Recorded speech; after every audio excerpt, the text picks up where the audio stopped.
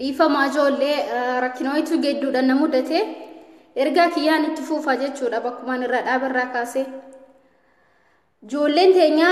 qeerroon biyya arabaa jiranii jechuudha qeerroo biyya keessa jiraniif waan danda'aniin cinaa nuuf dhaabbatanii jiranii galanni isaanii bilisummaa haa ta'u jechuu barbaadeeti har'aan kanatti aansuudhaan qabsoon ilmaan Oromoo Walloo akkuma itti fuufeen jira qabsoon ilmaan Oromoo Walloo itti haa fuufuu malee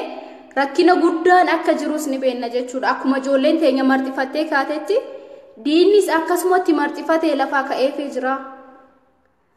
diinni suni Tigree yookaan ilma Amaaraa osoo hin tahini ilma fira kiyyaa yookaan fira kankee ta'uu isaadaa hin dagatin namichi qeerroo Oromoo Wallootti diina tahee qabsiisaa jiru namichi qeerroo Oromoo Walloo dhiiga isaanii yeroo tokko qawwee dhukkisaa bulu tokko jimaa qamaa dhiiga ilmaan Oromoo gurguratee mana bulu qeerroo teenya qabsiisee jechuudha namicha fira keetii yookaan namicha fira kiyyaati mee jara sanii haala kamiin tarkaanfii irratti fudhanna haala kamiin dhaabuu dandeenyaa waan jedhu barbaadetti kanatti yaaddan jechuudha itti aansuudhaan ammoo har'aan tana poolisoonni mootummaa wayyaanedhaa jechuudha Walloo keessatti uffata poolisaadhaa uffataniiti miti kan deemutti jiranii baaqee fi akkasumatti uffata garaagaraa hidhatanii baadiyyaa keessa deemanii ijoollee baay'ee jeequtti jiran jechuudha yeroo gaafannetti akkuma beekamu ummanni suni ummatuma wajjin nyaannee dhuguu turree nuun jedhan akkasitti nuuf himanii wanni isaan ijoollee teenya jedhanii gorsan ammoo ummanni naannoo Oromiyaa keessatti dhumaa ture ummata biyya balleessaa ture ummata biyya shororkeessuu fi akkasumatti ummata nageenya mootummaa booressu ummata mootummaa dura dhaabbatu ummata saniiti isin qeerroon Oromoo Walloo calliftanii jireenya keessan hin jiraattan yeroo jedhamanitti qeerroon teenya diinaf bakka hin laanne jechuudha maaliif isa hanga duharraa nu gabroomsan gowwoomanii hanga duharratti gabrummaa jalatti jiraataa ture kanatu itti dhagahamee jira jechuudha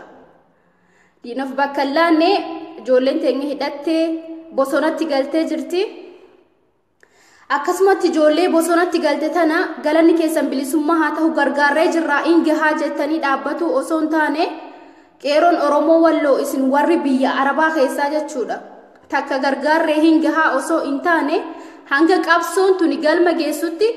waan dandeettan tokkoon bira akkanaaf dhaabbattan jechuu barbaadetti qabsoon itti fuufaa hanga galma gahutti jechuudha dubbii amantii fi dubbii kutaadhaan Oromoon kutaadhaan waliin qoodduu jettanii dubbatta warroonni baay'een kutaadhaan wal qooduun jira malee wal qoodaa jirtan kutaadhaan kaleessa gaafa ijoolleen Oromoo naannoo Oromiyaa keessatti ijoolleen sun dhumtu hirriba dhabnee halkanii guyyaa dhiiga boohaa ture jechuudha har'a garuu isin ijoolleen naannoo Oromiyaadha maaltu isin jalaa du'e namni nuun jedhe hin jiru jechuudha mee akkam taatan namni takka namni nuun jedhe hin jiru jechuudha nuti agartee ijoolleen teenya dhumaa jirti gamta akka keessa reeffa maxxansineef malee jechuudha reeffa maxxansuu hin jaalannu nuti hidhaas hin sodaanne du'aas hin sodaannu qabsoon kana qabdi jechuudha qabsoon tokko sirarra ciisee tokko bosona dhagaa boraafatee ciisetiin miti qabsoon itti fuufaa ergaa tiyya kan dhumaadha ijoollee Oromoo Wallootii fi qabsoo keessan itti fuufadha hanga galma geenyutti duubatti hin deebinu isinin jechuu barbaadetti akkasumatti waan amma isinin jedhe kana itti yaada jechuudha qeerroo teenya kan biyya keessa warri biyya alaa isin jajjabeessa waan dandeessaniini hanga qabsoon tun galma geessutti abaluu keenya nu jalaa hidhame abaluu keenya nu jalaa du'ee jira jettanii please namni takka akka duubatti deebitan hin barbaadu jechuudha hanga qabsoon tuni galma geessutti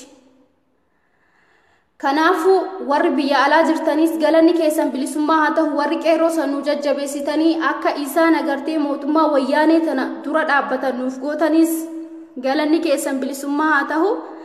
qabsoon har'aas boruus itti fuufaa qabsaatu kufa maleedha kaleessaas gaditti basaasota kaanenis ni maxxanseetan ture basaasota sanii sagartee nutu beeka haala kamiin akka tarkaanfii irratti fudhannu yeroo gabaabaa keessatti jechuudha. Isaan qofa osoo hin taane ammas namni hafanii jiran.